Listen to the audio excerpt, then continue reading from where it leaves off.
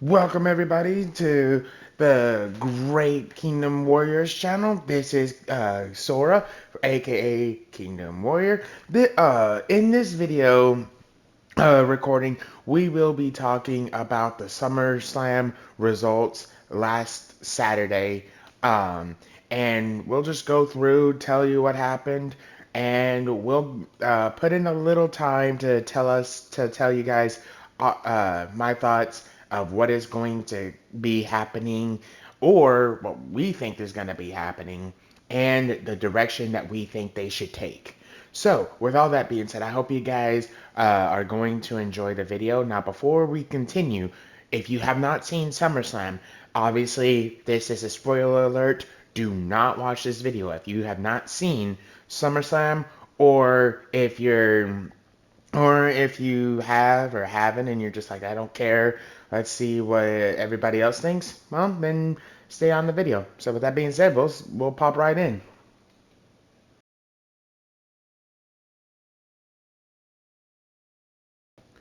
So, the first match that we are going to talk about and go into a little detail about it is CM Punk versus Drew McIntyre, and Seth Rollins being the special guest referee. Now, obviously, with Seth Rollins being the special guest referee and him telling them after the confrontation at Monday Night Raw, he was saying that basically there might be disqualification, there might not, and you guys are done fighting. And when I say you're done fighting, um, and obviously through the match, it really didn't look like there was any disqualification. Really didn't go for any countouts. But around the fight, it did look like CM Punk was going to be able to have the win in the match. But right when CM Punk did do the sleep, the knockout, whatever that one specifically called, he was about ready to go ahead and pin Drew McIntyre, but then he saw that Seth Rollins had the bracelet that his family made for him. And so at that point, CM Punk got into Seth Rollins' face and was really arguing with him, um, kind of misreading information about why Seth Rollins had the bracelet like he did, and in the end put Seth Rollins into a GTS, go to sleep, for people who don't know what that means. Which that is what I was trying to say just a minute ago, so I do apologize. Put him into a GTS, and right when CM Punk took the bracelet off of Seth Rollins, Drew McIntyre eventually was able to gain the advantage against him, and was able to use the Claymore kick against against CM Punk. And Drew was able to unfortunately uh, get the win on CM Punk. Now, with this all being said, um, what is the direction that we think that they're going to bring to Drew McIntyre? Well, since Drew McIntyre finally got the win over CM Punk, I am at least hoping that this turns everything. We are no longer having the constant whining from Drew saying, "Oh, CM Punk was screwed me over again, and everybody just keeps screwing me over on my matches or my title shots." So hopefully, in my opinion, I hope we can finally get rid of that kind of Drew McIntyre and go to someone who actually is accepting that he's lost the match, instead of constantly complaining that um, he's tired of getting screwed over, and he doesn't do what he did like I think 2, 3 weeks ago on Raw, where he practically told everybody that he quit, and obviously it was a lie. Um, Not only that, we also have one thing that I'm really curious about is after this win, what title shot is Drew McIntyre going to go after now? Um, we will be getting into the other results here in a minute, but what Drew McIntyre could do are these things. He could be going after the United States Championship instead of it being um, what has happened with that. Like I said, we'll be getting into that in just a minute. Drew McIntyre honestly could be aiming for the United States title. Now one other thing is obviously going for the Heavyweight Championship that Cody Rhodes has always had for the longest time after his win at WrestleMania against Roman Reigns. Um, Especially since that he's never been a world champion, other than I think he only did like the heavyweight for a few minutes and then immediately lost it. So, well, not even a few minutes; it was more a couple seconds. Now, that specifically, yes, it counts. So that one is at least a world heavyweight champion. Otherwise, he's never really been able to have a full title reign. Now, obviously, that could easily change after all of this. He could be having the potential to go ahead and do that. Another title that he could do is the which one? Going after the World Heavyweight Championship that he lost thanks to Damian Priest. He could do that one. That one, was I think if I remember his first official championship that he has won, and that was the one that he lost in a matter of seconds due to Damian Priest going and cashing in the Money in the Bank that same night after Drew beat Seth Rollins. So we'll do that. So with that being said, he has some options. Now we'll go ahead and say, okay, that's it for this match. Now let's go to something else.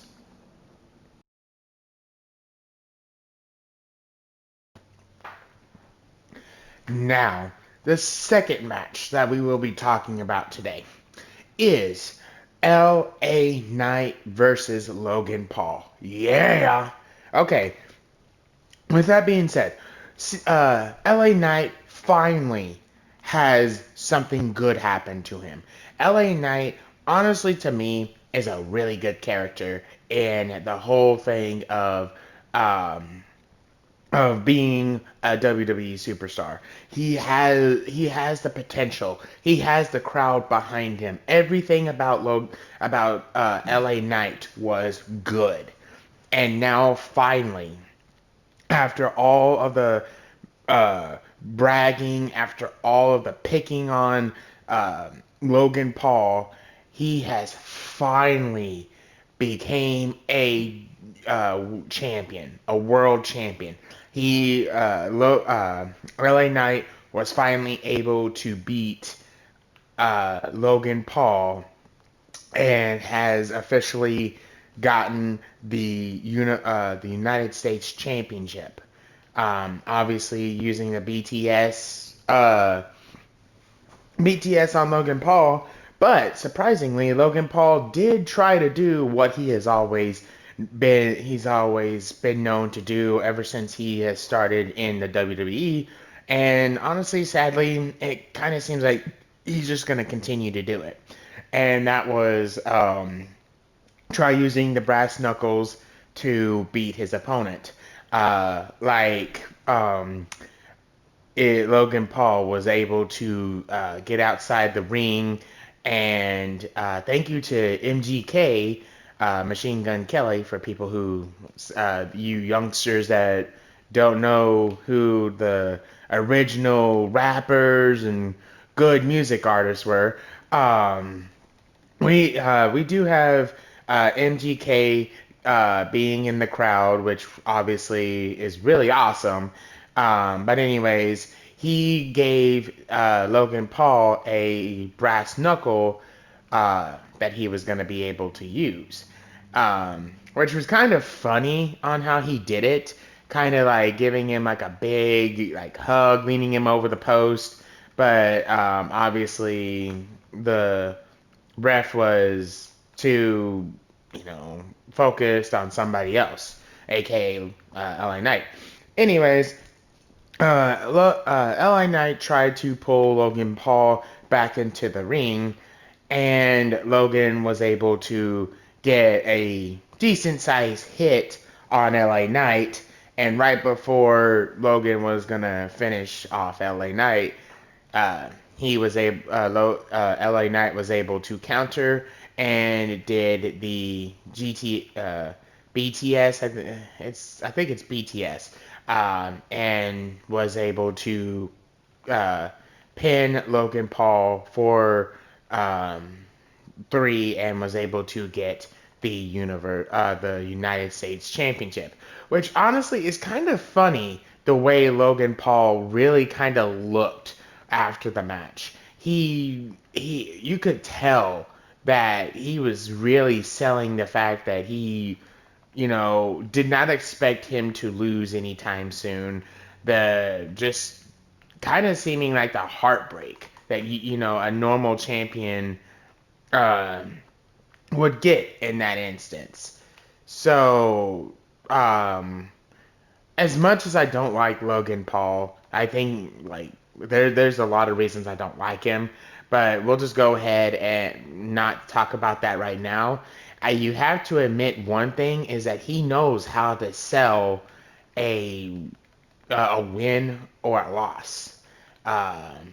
He put in a lot of like heartfelt emotion to him, showing that how hurt he was at losing. Um, but with that being said, what is the route that they could take with LA Knight and the route that they should take for LA Knight? One thing is for sure, they need to keep him as a champion as long as possible. Obviously, reason I say this again, like I said, is LA Knight has a lot of potential. That man is good on the mic.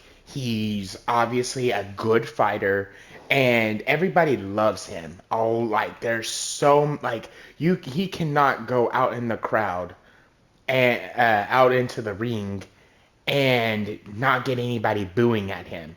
Everybody is just chanting his name as much as they can.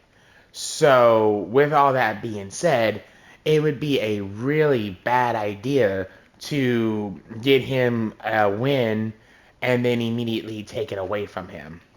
So, what they should do is make a way of saying, look, we gave you the United States Championship. You won it, and now what direction are we gonna go with in your title reign? And make it to where either a a decent win, um, that somebody, maybe Jey Uso, they could put Jey Uso into being able to have another title run, and it not just be the tag team championships with his brother Jimmy Uso, which Jimmy Uso is still out from the WWE due to injury, or he might have just quit and they haven't announced it like they don't on many occasions. But so far, we're just gonna assume that he he's out due to injury. Um, but not only Jay Who else? Let's see. We could do Sami Zayn maybe trying to go for the United States champion. Why I say? Give me just a minute and we will tell you.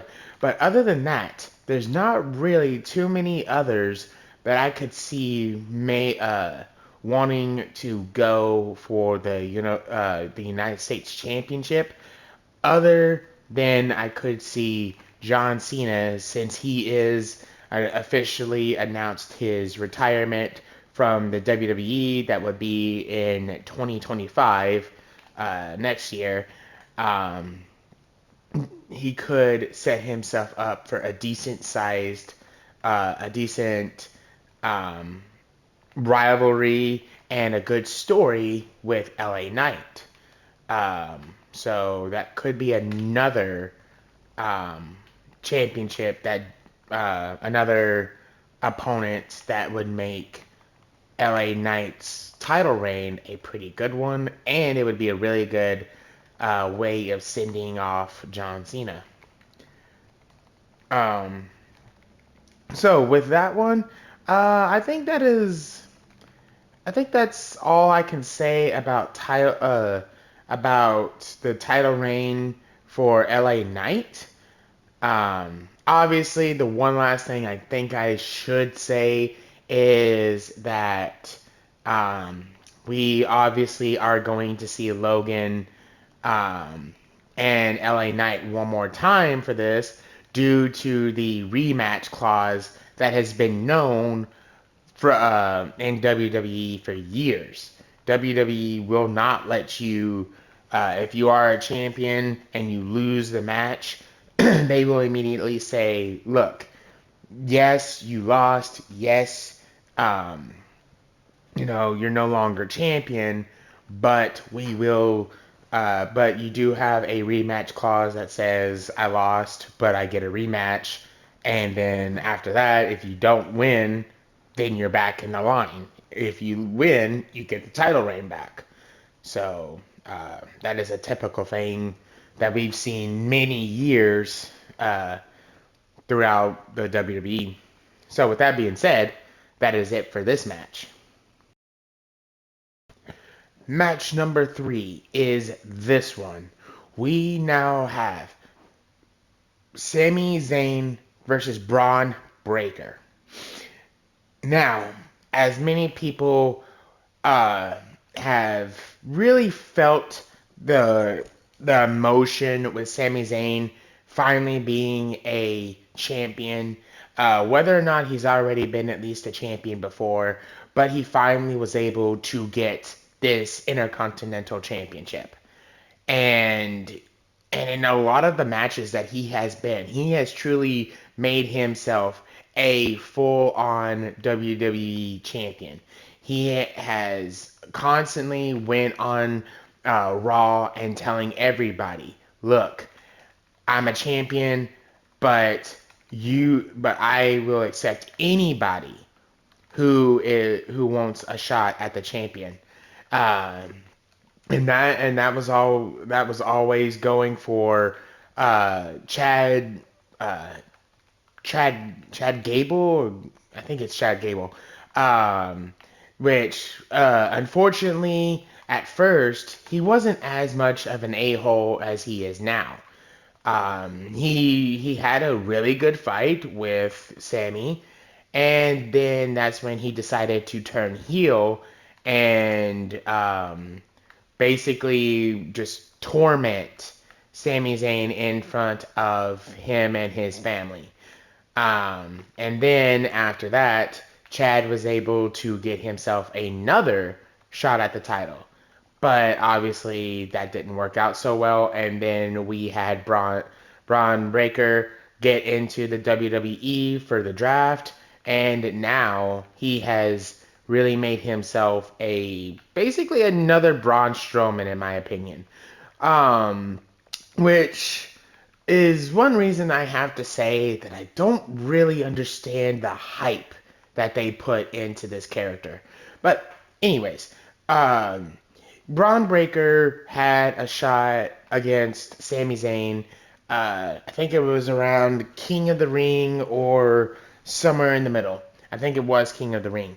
And then, but Braun Breaker, I wouldn't say unfortunately, but Braun Breaker did lose against Sami Zayn. After that, he basically forced himself to get another title shot. And sadly, in this case, Braun Breaker unfortunately won against Sami Zayn.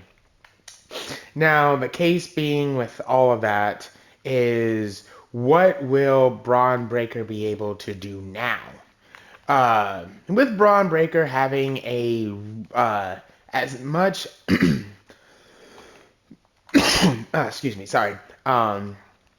As much of character as he does, that a lot of people are understanding him as being just a simple wild animal.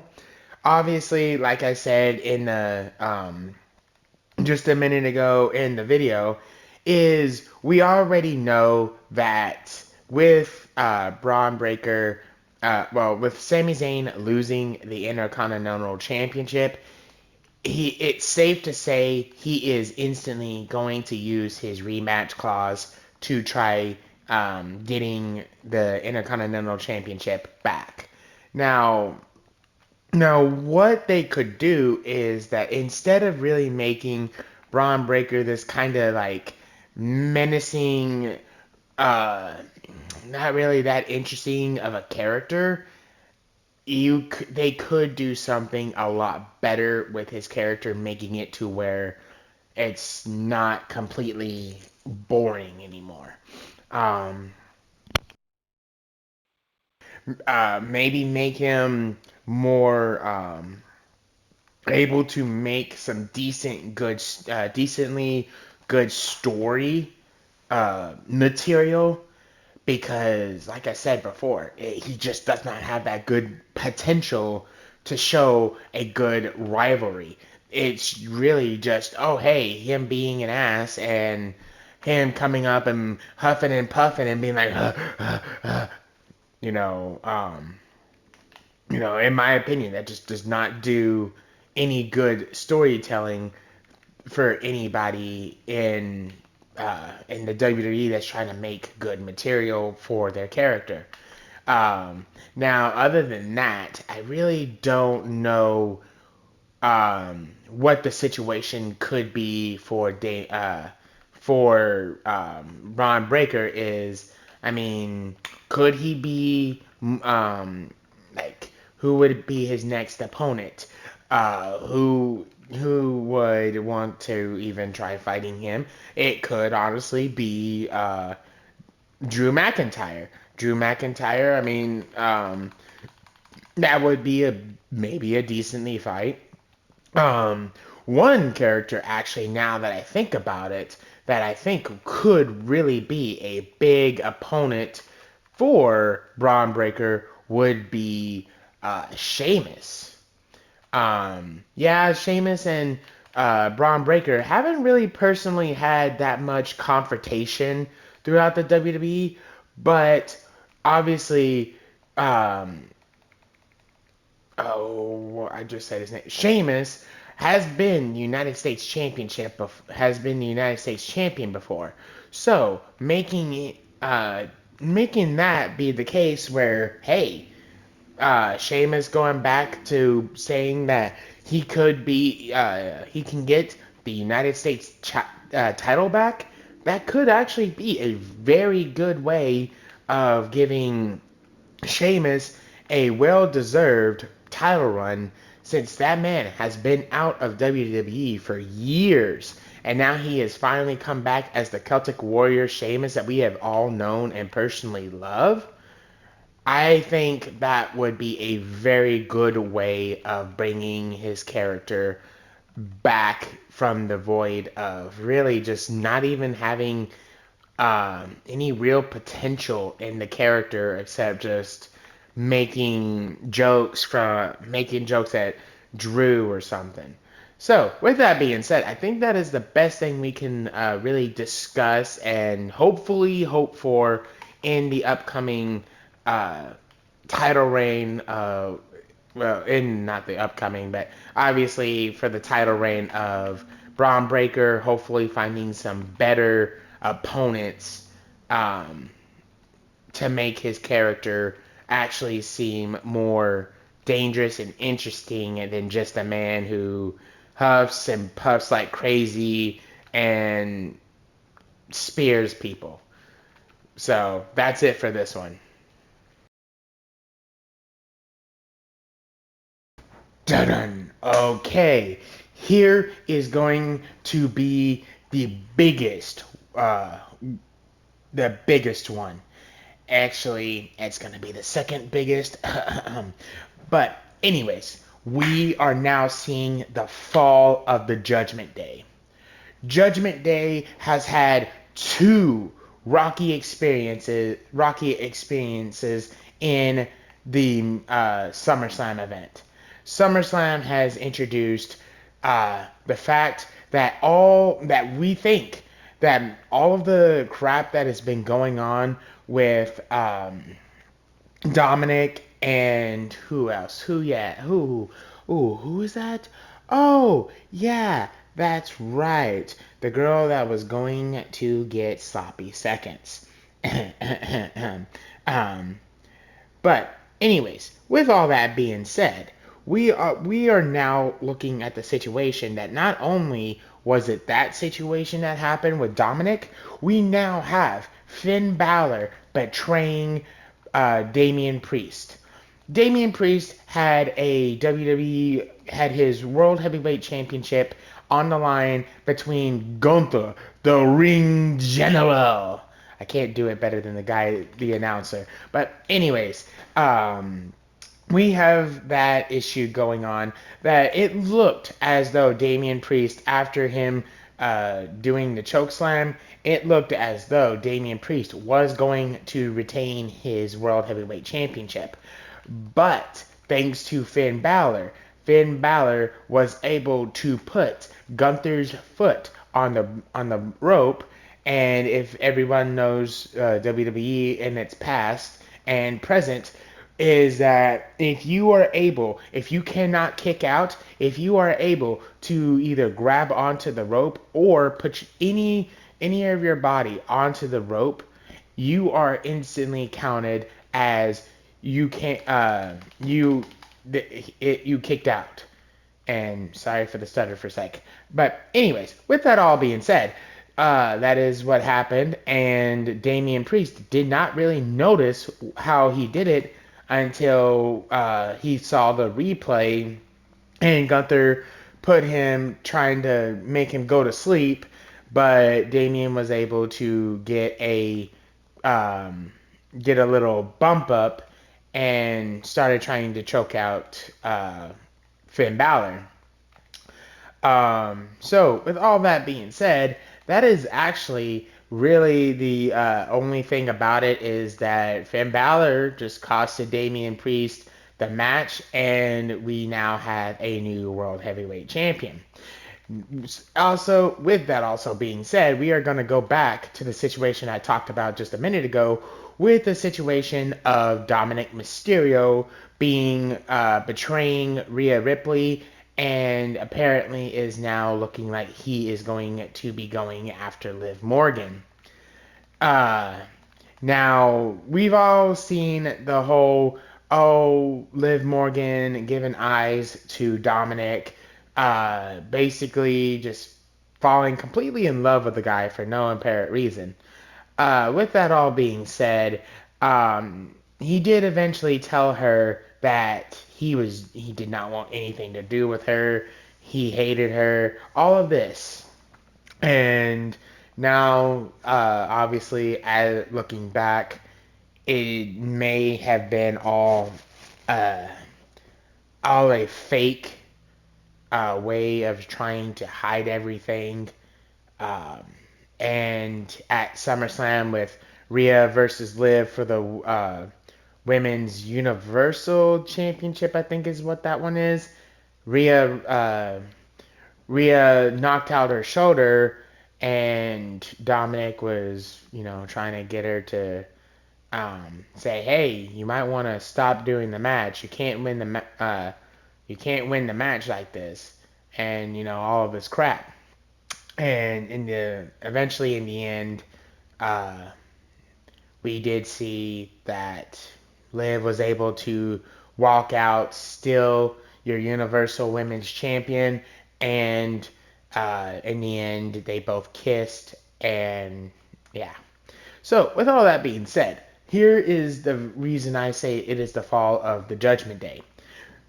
Um, we already have this issue between Finn Balor, Damian Priest, and Damian Priest, and now we also have the situation of Dominic and Rhea Ripley. Now, obviously, as a team, everyone needs to work together, and Damian Priest has really, um, really put in the situation that he's not wanting to be part of the Judgment Day, which is a very strange thing after all this time of him, being being with the Judgment Day, always trying to say, look, we all need to be together. We all need to, be on the same side. We all need to be a part of a team. Um, Basically being the leader per se. Um, and now, once he became the world champion, uh, everyone heard about how he was telling everybody that the Judgment Day needed him more than he needed them. So, with all that being said, it is now not only that, but with Rhea Ripley and Dominic being the way that they are, and Dominic doing this, obviously we obviously know Rhea ain't gonna, take this lightly. So with really all that, it's already been shown throughout the past that the Judgment Day is eventually falling apart and is just not going to be a team anymore. Because even with all of that, we also even got to point out the fact that one of the um, superstars that are in the Judgment Day is JD McDonough, which is Finn Balor's best friend. If Finn is going to get out of the Judgment Day, let's be honest, JD McDonough is going to fall with him. He would not stay in the Judgment Day just because of there's not even a reason why JD would stay in the Judgment Day without Finn. Um, so with that, we already have three superstars already out of the Judgment Day, and also we do even have Carlito being in the Judgment Day. But let's be completely honest here. There's no reason Carlito would stay in the Judgment Day if Dominic leaves. Because obviously he's going to see that it's already they're not as strong. They're not going to be as strong nor as volatile as they were with everybody leaving. So I personally see this as maybe being a way for Carlito to either finally, be done with the WWE, which I don't see why he would, since Carlito is still decently well equipped to being in the WWE. Not nowhere near old or what's the other word I want to say? Potentially done with it. So with really, I don't see him Carlito leaving and not being in the WWE anymore. Now, what Carlito would be able to do is go to the Familia with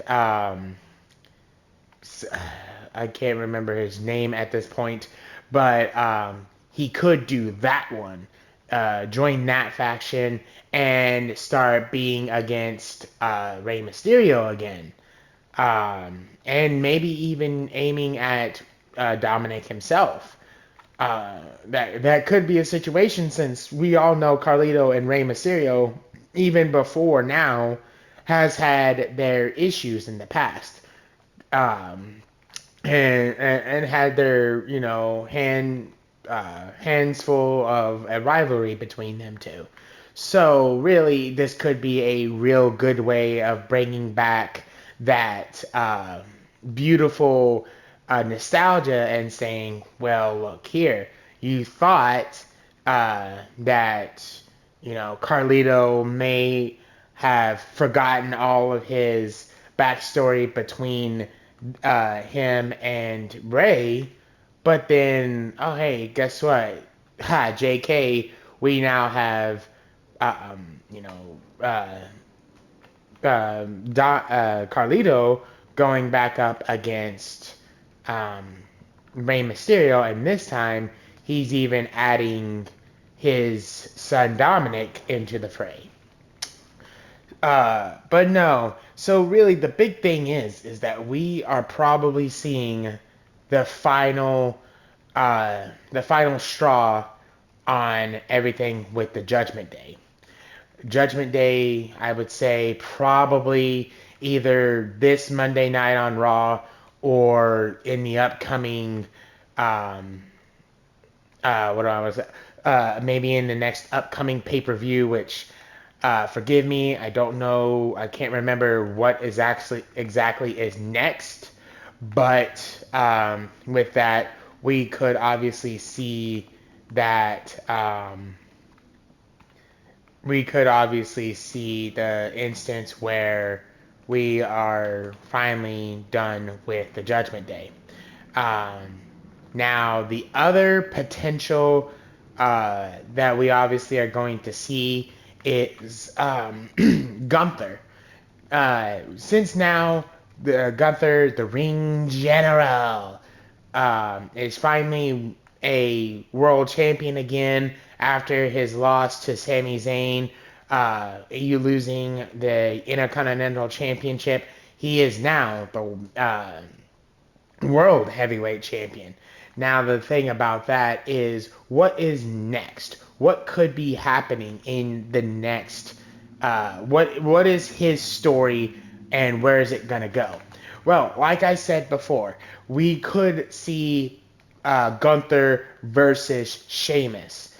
This is another chance for Sheamus to be a world champion again. This could be something that he would be like, hey, I want to do this. Hey, I want to go and try being the world champion again.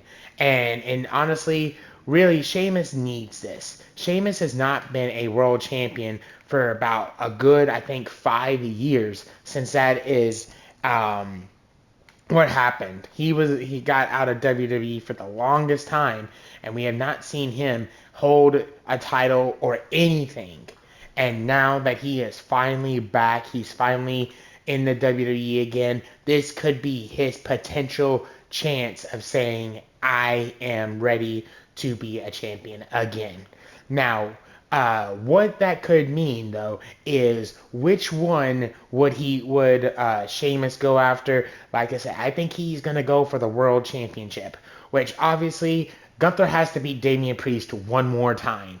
Because, like I've said, gonna be saying countless amount of times in this clip, is that every champion has a rematch clause if they lose their championship. So that is going to mean that Damien is going to use this rematch clause to try winning back his title. Now, I don't think that is going to happen due to already the potential of Finn Balor ruining Damian Priest's chance again. And all it's gonna scratch down to is really Finn Balor going to say, "You changed. You were not working with the Judgment Day anymore."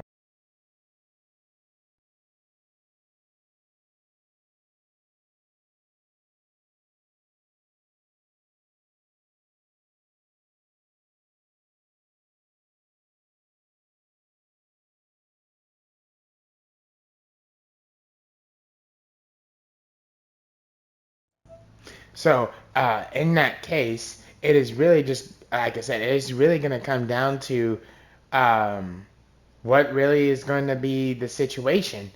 Um, I'm going to, like I said, I'm going to say that we are going to see Gunther versus Damian Priest one more time, and I don't think we're going to see Damian win back his title. Gunther is going to win, and it is going to be a situation to where, hey, we now are going to see the true falling of the Judgment Day.